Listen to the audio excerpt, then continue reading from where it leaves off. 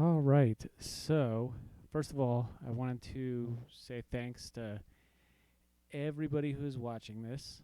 I really appreciate it, and I'm very glad to have a chance to share this pandemic project I worked on, for basically uh, like 6 months. So, anyway, like I said, it makes me happy. I'm gonna do that.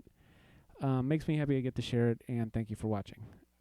So, all right, let me get into it. So basically, this is a looper uh, made using a Raspberry Pi, which is using as a audio interface a Pi Sound by Blockus, and it's running a operating system known as Patchbox, which is a Linux operating system. And it is communicating via USB to an Arduino, and the Arduino is controlling these these foot switches. And then there's and it's not actually an Arduino, it's an Arduino copy kind of thing, but it's better. Anyway, that's talking via USB to this, which has another Arduino in it, and works kind of the same way. And they send messages to the main thing, and then that talks to the program. So this this screen is the operating system inside the looper, and it is, like I said, Patchbox Linux, and this is a screen grab from it, and it's running pure data. It's actually pure data, which is basically pure data, but it only runs on Linux, and it's got it can do a few things that ordinary pure data cannot. They're kind of minor coding things, not minor, but they're like extension kind of things. And I have not tested this to see if it'll run in regular pure data on not Linux, but I suspect it probably would not. So here's, the main. Well, if you don't know anything about pure data, it's kind of cool because it's a programming language, but it's all visual and it runs in real time, so it kind of blurs the line between a programming language and a program. So this is the main screen, and I made it skinny like this so you can punch in on your phone. And basically it's just an app called VNC, and you just push it. It's one click, and then it opens, and your phone basically sees this, and you can use your fingers to control this mixer. And the mixer, let me show you here. The mixer is the same as this thing. So when I move this, it talks to pure data, and it moves the controls here and here.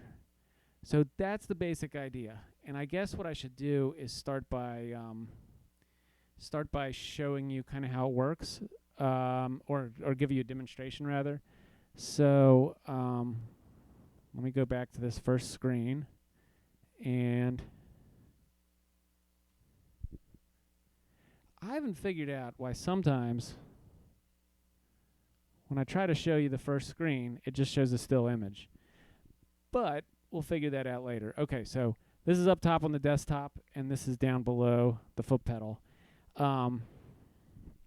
So a basic loop, right, would be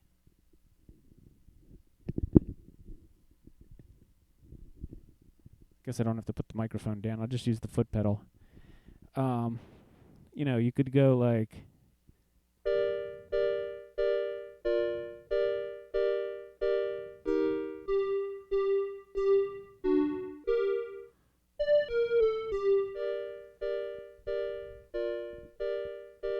So now we got the green light going up here, and we got the green light going down here.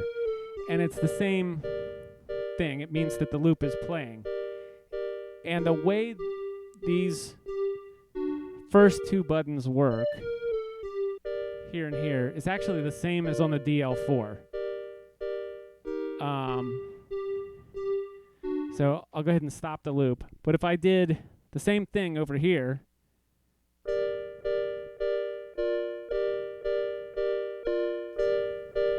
you know, it works the same way. Record, well, I'll show it over here. Record, overdub, and then play. So, actually, I'll show you. Well, I've got that little screen too, but I don't really need that because I've got this thing. So I am on the first loop, first track here, and this a 4 here means there's a loop in it, but it's stopped. A 0 means it's empty. Yeah, I would. After 6 months of messing with it, I just know what that means now at this point. But I guess I could change it to like an easier to see an easier to read symbol or something at some point. I probably won't. But anyway, so if I hit play again, loop 1, track 1 starts playing. And if I hit this button, I'm changing loops. And what's kind of cool is, like, here's the settings of this loop, right? Like, I can lower the volume of the 4 tracks, I can pan it, whatever. Then if I change loops, it remembers the panning for those 4 tracks for that loop. So if I like go back, say, and now I'm anyway, so it's kind of fun and useful. So if you get a mix right for your loop, you don't have to redo it every time you switch around. So anyway, let me go back to the first loop, and I'll go ahead and hit the clear button here, which is down here. It's going to reset everything. And what I'll do is a super basic loop just to show you how the tracks work. So this loop is just going to be 1 beat, and I'll actually make it so the microphone is getting monitored by the loop. And here, this is kind of fun. This works as a shift key, so that turns monitor on and off. So if you want the dry out signal killed, depending on how your mixer is set up, you can kill it that way. Anyway, so now I'm going through this thing, and I'm monitoring through it. And like, I'll just do a 1 beat loop.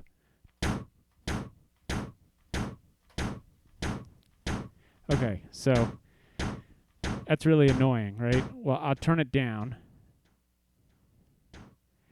And this works like a fader on a delay too. So if I hit overdub at this point, I'll just show you. Every time it cycles through, it's going to get quieter and quieter. And if I put it up to the top, it's not going to fade at all. It's not going to fade at all. It's not going to fade.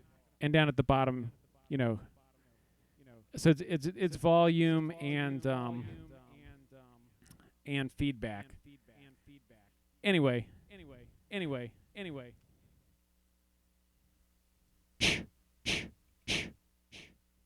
So now we got the first loop going. I'm going to move us over to track 2. And what's cool about this is I got a 1 beat loop on the first track. I can make the second track as many beats as I want. If I want it to just be 1 also, I can hit it real quick. And now. This is the same length. But if I want to stop it, anytime you stop a loop, you can hit play to restart it. Or record to redo it. So now I got, now I'm going to make one as long as I want. And it syncs up the length with this. So now I'm going to record one that's several beats long. It's going to keep going as long as I want. And when I'm ready, I just hit play. Now I'm going to record one that's several beats long. It's going to keep going as long as I want. And when I'm ready, I just hit play. Now I'm going to record one that's several beats long. It's going to keep going as long as I want, and when I'm ready, I just hit play. Now I'm going to record. Okay, so that's how that works. So basically, the first, and all these tracks work that way, 2, 3, 4. So this basically sets a measure length, and then these other 3 follow that measure length for that loop. And all the loops have different, they have they can be as long or short as you want or whatever. So that is how that works. And down here, this is your loop select, and you can go right and left. And this is your track. Track only. Oh shit! All right, let me see. Oh yeah, I forgot. You have to have a you have to have a first track before you can switch tracks. And it just goes in a circle. You can't go left and right. You have to have a all right, that's annoying. Okay, so that's that. Now, like I said, the first loop or the first track is just like a DL4, in that you have infinite overdubs. The time length limit is about 100 seconds.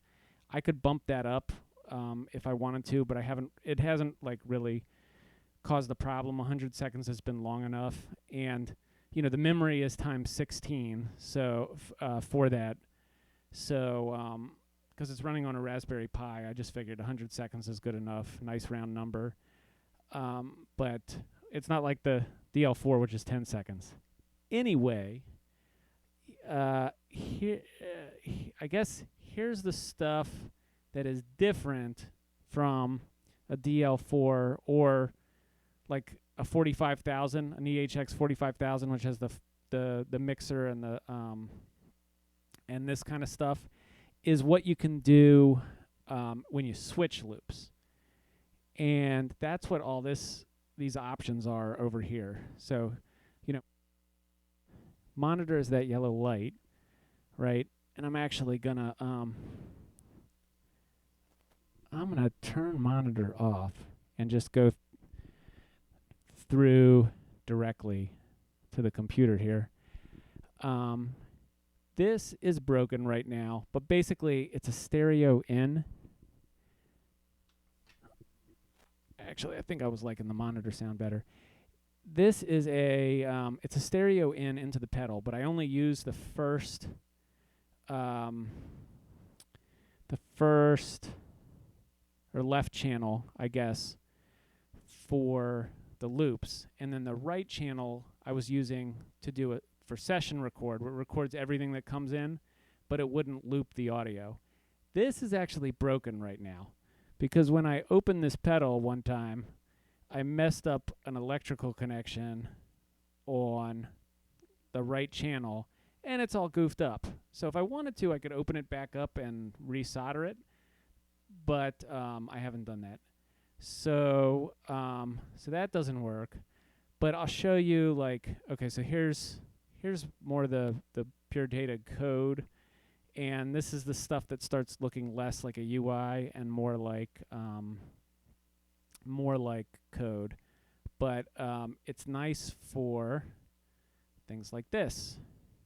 So this is your main in on 1, and goes to the loops, which this is a little variable. Basically, pure data is cool in that it uses variables that act as signals, which is kind of a weird concept, but mic is actually a signal variable that takes a hot signal and can kind of throw it all over the program, and you can catch it other places. Like here is a catch left and right. So this is the session record for everything. These go out to the left and right channels to actually go out of the entire looper. And what I did is I wanted, see if I click on this, I go into a sub thing. This is the volume of monitoring, so you can raise it or lower it or whatever to get it to how you like it. I have my monitor a little louder than the loop because I like my loops to be a little quieter than what I'm recording live into it. But you can bump that up if you can hear the signal get loud. Anyway. So that's just a tiny taste of pure data, I guess. Let's see where the next. Okay. So switching between loops. When you switch between tracks, it doesn't do anything audio-wise. You're basically just layering stuff. But when you switch between loops, sometimes you want things to happen. So right now, I guess I'll do another loop here, like.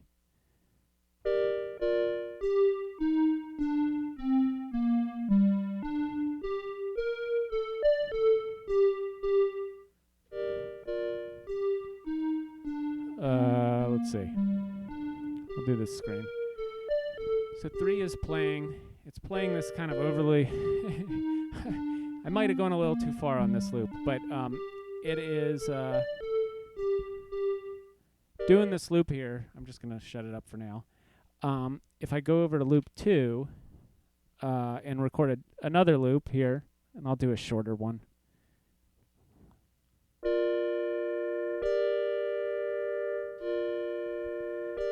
Now, if I go over in the default setting, if I just go over to loop 1 and select it, nothing happens, right?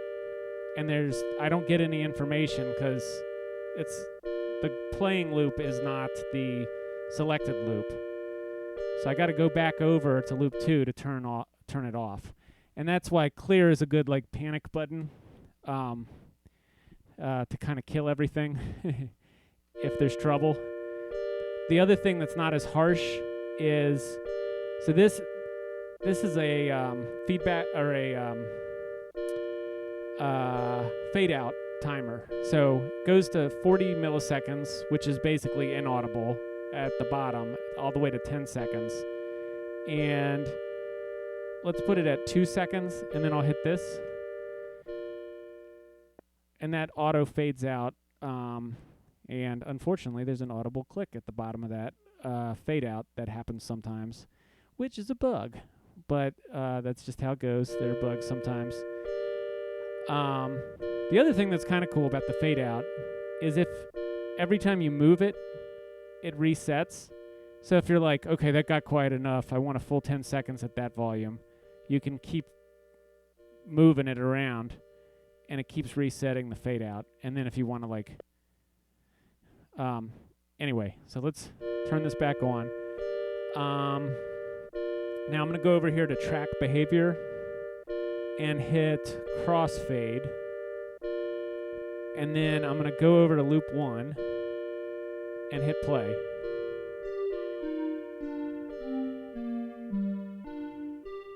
And it faded out loop 2 and faded in loop 1. And I can do that again. So that's nice if you're doing like some ambient stuff and you don't want like a hard transition between 2 loops.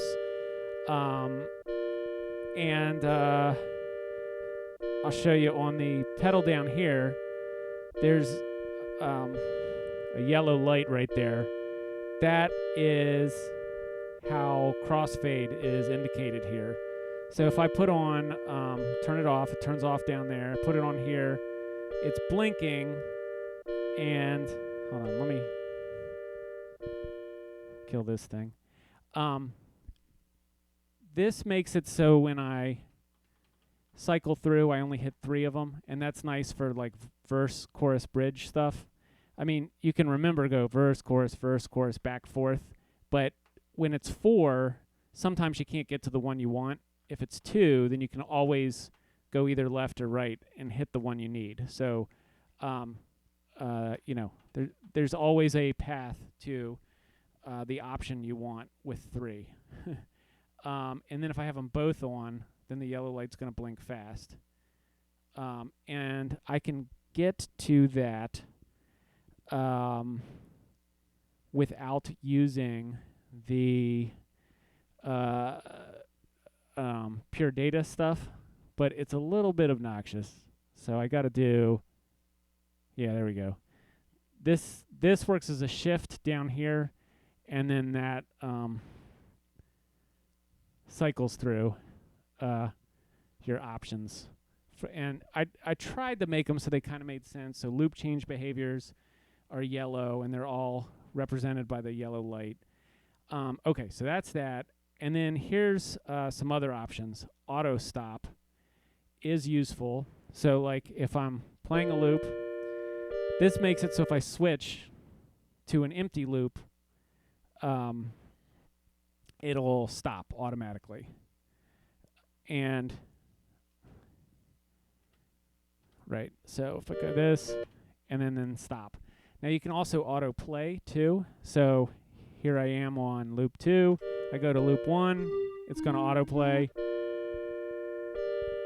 and then it'll stop over here. And it'll work with crossfade. So it'll crossfade in when you slap over, and then if you slap from one to another, then it'll crossfade between the two. It'll stop the one you're on and start the one you're going to. So that's that. This allow multiple thing cannot be on at the same time as auto stop for reasons I will explain. So if I am, and basically this is useful for overdubbing. So if I'm on, I'm going to clear everything here. If I'm on loop 1 and I start an overdub, a real quick one, that's basically working like a delay pedal, feedback control on a delay pedal.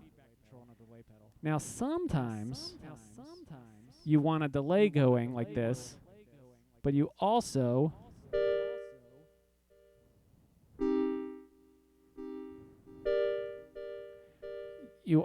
want to hop over to another place, hop over to another place, and start a delay over there. And these times are so similar you might not be able to tell. But it's basically like having a multi-head delay. Like both loops are overdubbing at the same time.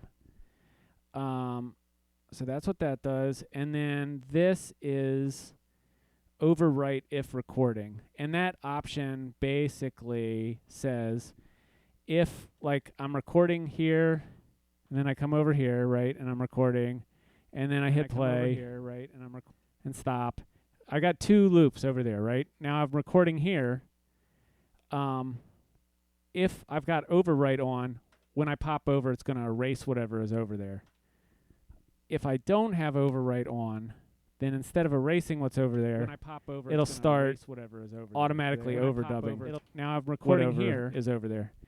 So this stuff is like kind of, I don't know if it's to everybody's taste, but you know, I wanted a looper that worked the way that I wanted it to work. So these are some options I thought would be nice for the kind of stuff I play. Some of it I ended up using more than others. Oh, okay. I guess I should do these too. So like track behavior obviously has more to do with how individual tracks work rather than loops. And basically these make it, well, I'll just show you. So let's say I've got a more complicated loop. 1, 2, 3, 4. 1, 2, 3, 4. 1, 2. I don't know how I managed to screw up the timing on that.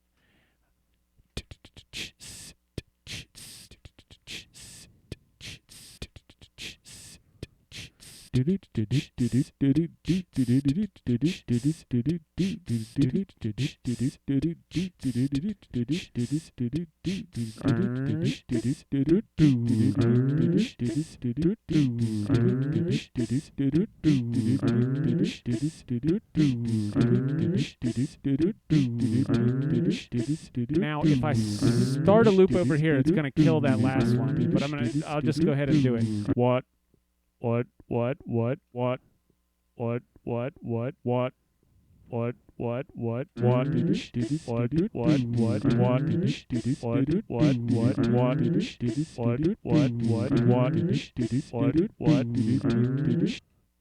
Okay, so play all makes it so if I play this thing, it all stops and all starts at once. If I turn it off, then I have to go through and restart each track.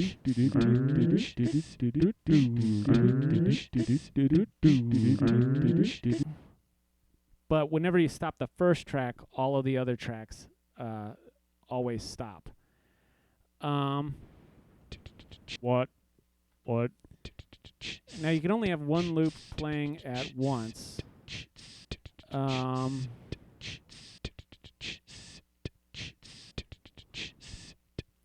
What? Unless you have allow multiple on. What? All right, let me clear this stuff. Reggie Watts mode basically makes it work like a 45,000 or a 2880, whatever you call it. And I mean, they're both the same thing. So if I start a loop here, now well, you know what? That's called a bug. I don't use the Reggie Watts mode much. What it's supposed to do, basically, is it automatically sets the length of all 4 of these things to the length of the first one, so you don't have to worry about what length they're going to be. But in actual practice, what I've found is if you're like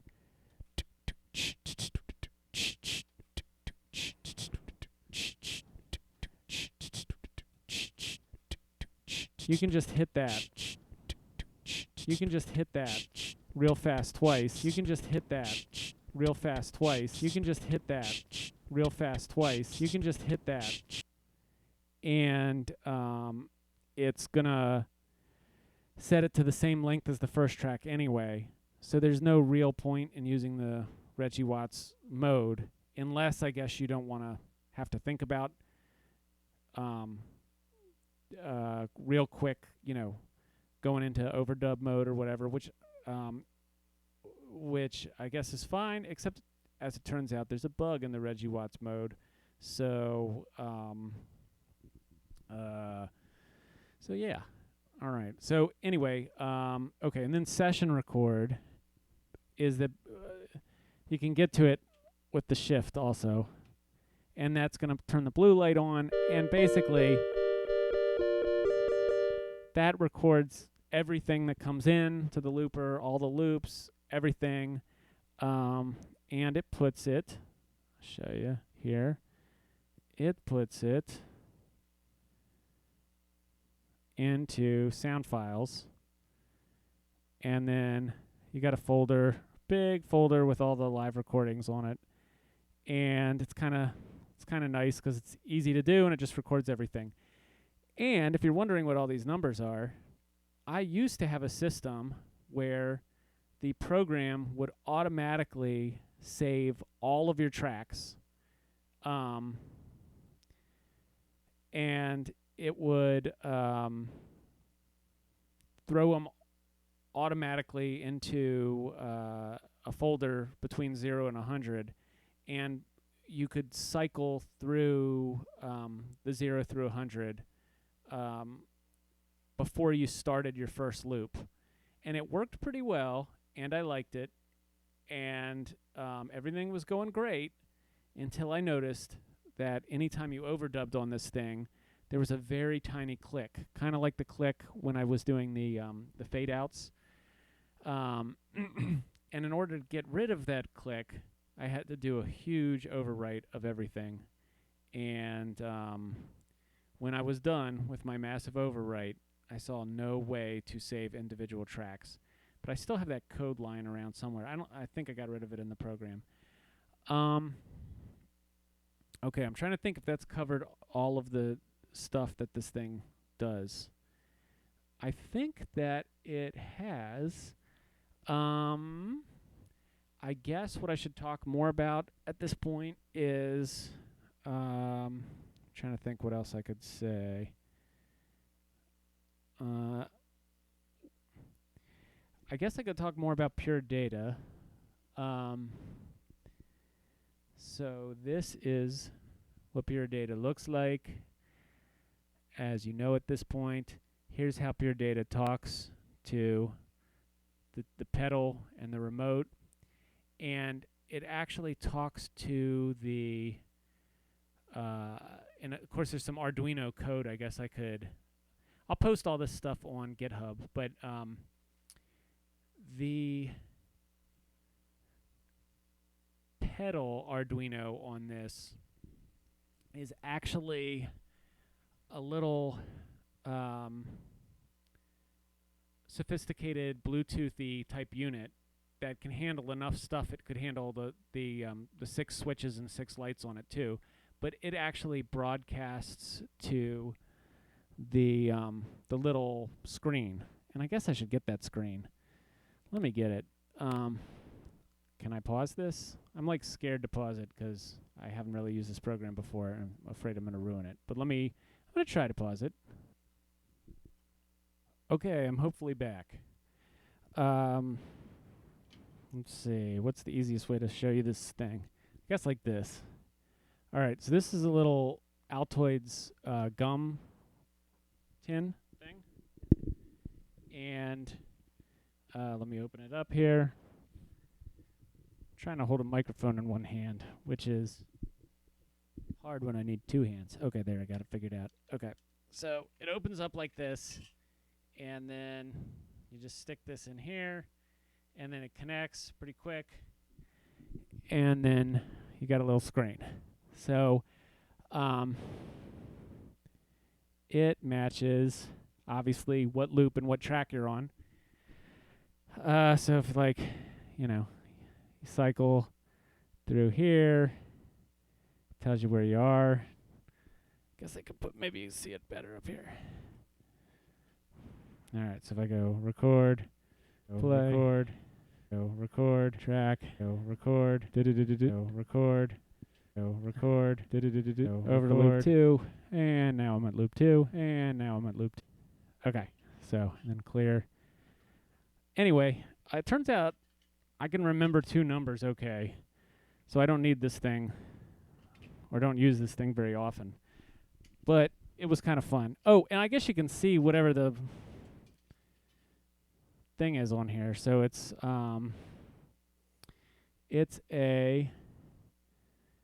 Adafruit feather, and then it's got a little screen hat on it. And I think the feather, I forget, it was like 30 or 40 bucks.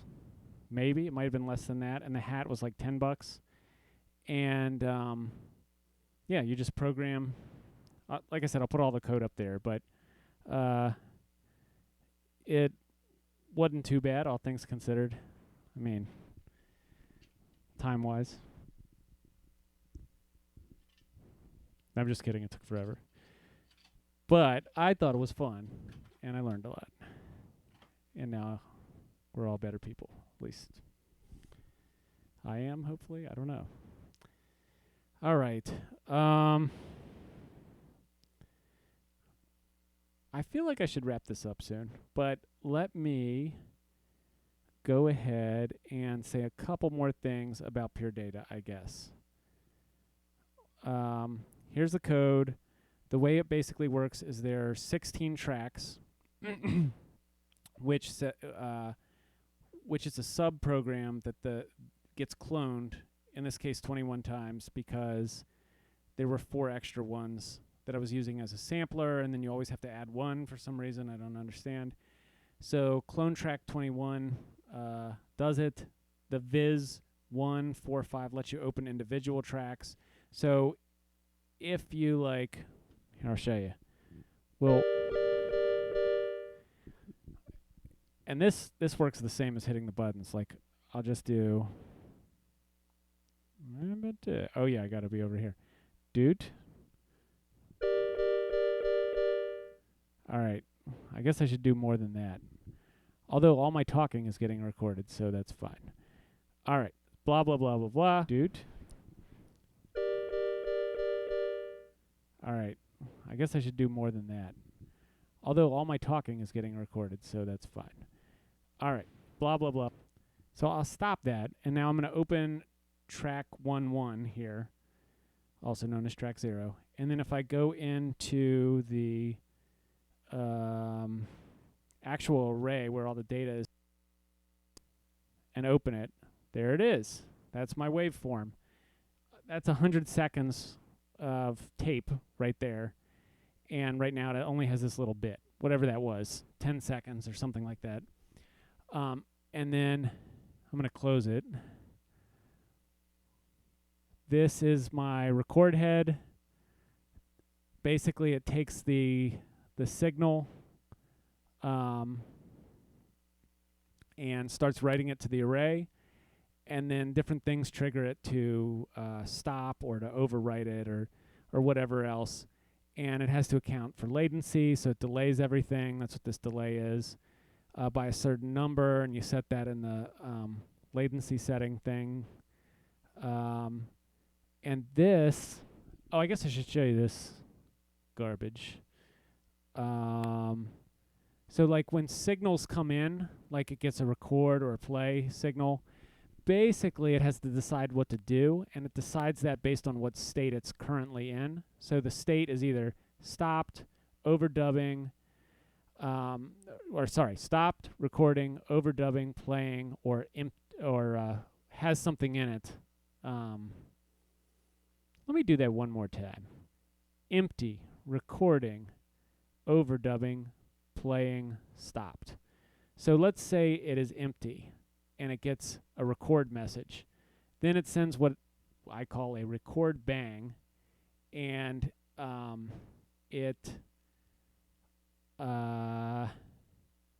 it's been so long since I've I don't remember what all these things are.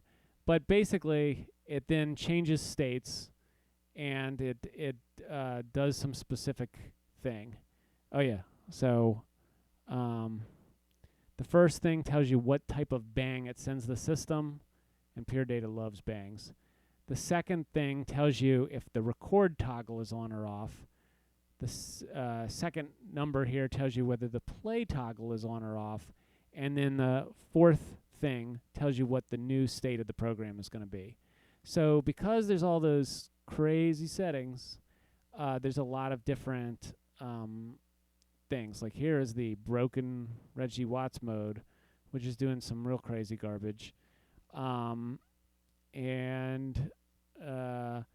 because there's change from, change to. Here's fade in and out. It's got that thing going. There's a buffer to the audio here. It's sending all this stuff through a really big buffer. And you probably don't care, but that's the giant technical problem that I solved to get rid of the clicking, which involved putting massive delays in front of and behind the playhead. Blah-de-dee-blah-de-dee-blah. If anyone cares about that, I can explain. I don't know why anyone would care, but if you, for some reason, download this code and you're trying to get it to run and some part of it doesn't make sense, let me know, and then I will try to remember how it made sense at the time, which I may or may not be able to do, but I will I would be thrilled if someone wanted to use some of this. That's my pure data forum username. I guess I'll throw my Reddit name on there too. I don't know why I put this on there because I've only log in like once every 3 months, but there it is. Let's see what else we got going on. That would be of interest. Yeah, here's all this crap. And I think I should try to stick the landing here and just like play something maybe. I don't know. What's a good way to end this thing? Maybe I could play something. And if it sucks, I'll just cut it. That's what I'll do. Okay. Yeah, let me do that. All right.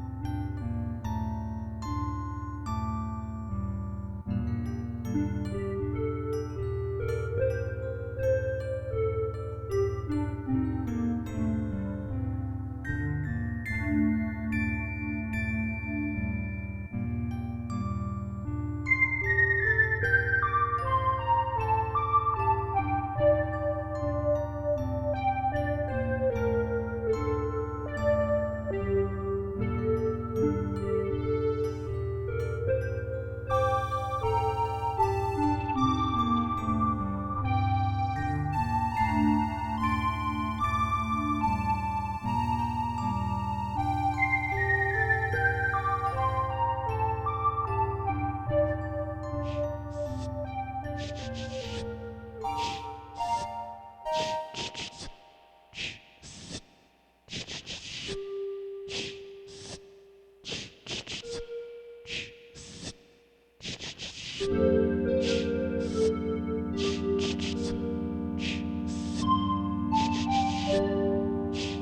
right.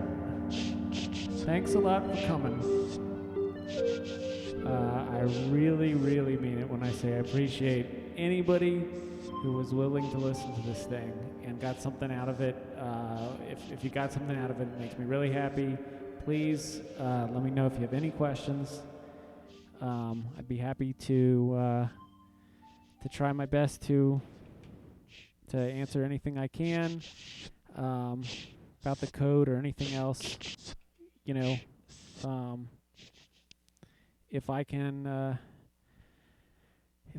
make my way back through this stuff, which I probably can, because I've probably relearned a lot of it, you know, a few times, because stuff is broken. So if I can fix it a couple times, I can probably help you get something working, or build it, you know, or take anything you want from this stuff. Maybe you can build something super way cooler. So anyway, thanks again, and take care, everybody. See you on the internet. Goodbye.